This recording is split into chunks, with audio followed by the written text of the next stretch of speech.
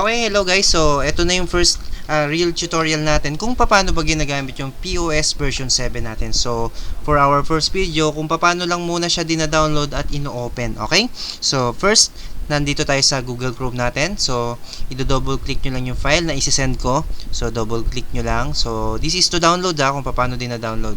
So, makakakita kayo ng gantong interface. So, i-click nyo lang yung download button. So, nandito yan sa left side. Or minsan, nandito din yata siya sa may right side. So, hanapin nyo lang tong gantong itsurang icon. So, download icon. Then, click.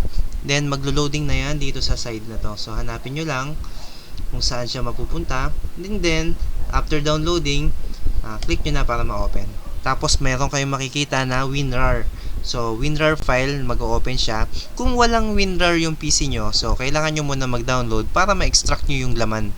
Okay? So, pag meron na ganyan, pwede nyo na siyang i-drag and drop dito sa inyong desktop or kung saan nyo man nyo siya gustong ilagay. So, drag and drop.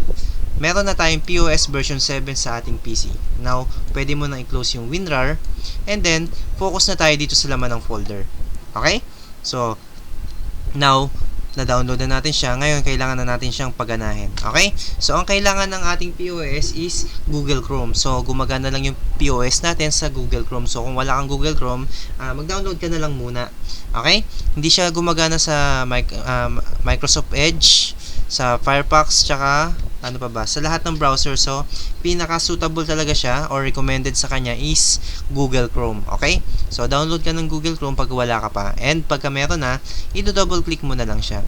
O kaya kung hindi man, right click, open with Google Chrome. Okay? So, marami kasing browser eh. So, Google Chrome tayo Tandaan nyo Then, double click, lalabas na yung app natin. Okay? So, ito na yung ating app. Okay? So, ito yung ating main dashboard. So, business dashboard. So, marami kang makikita ang cards dyan. So, cards yung tawag natin dito. So, dashboard cards. So, makikita mo dyan yung ating mga data. So, yung mga data na yan, summarized data yan nung mga galing sa ating section. So, since bago pa lang yung app natin, wala pa tayo syempreng net profit. Wala pa tayong needs attention. So, lahat yan wala pa. Wala pa kasing laman yung ating app. So, ang mahalaga ngayon na open na natin yung ating app at gumagana sa inyong PC. Okay? So, ngayon naman, paano ba nilalagay itong logo and shop name? So, paano yan? So, simple lang naman yan. So, para mas customize, syempre, maganda meron tayong shop logo and icon. So, dati, hard code yan.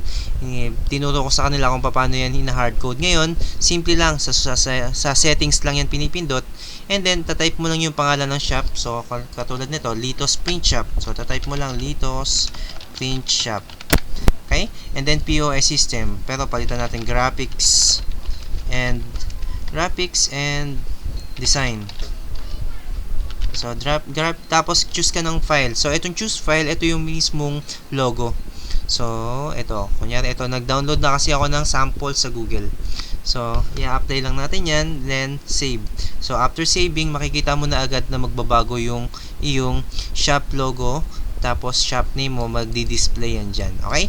So, after this, proceed na tayo sa next video natin, so which is the POS and other services and sections na meron tayo sa POS. Okay, so puputulin ko muna yung video dito para sa susunod na video.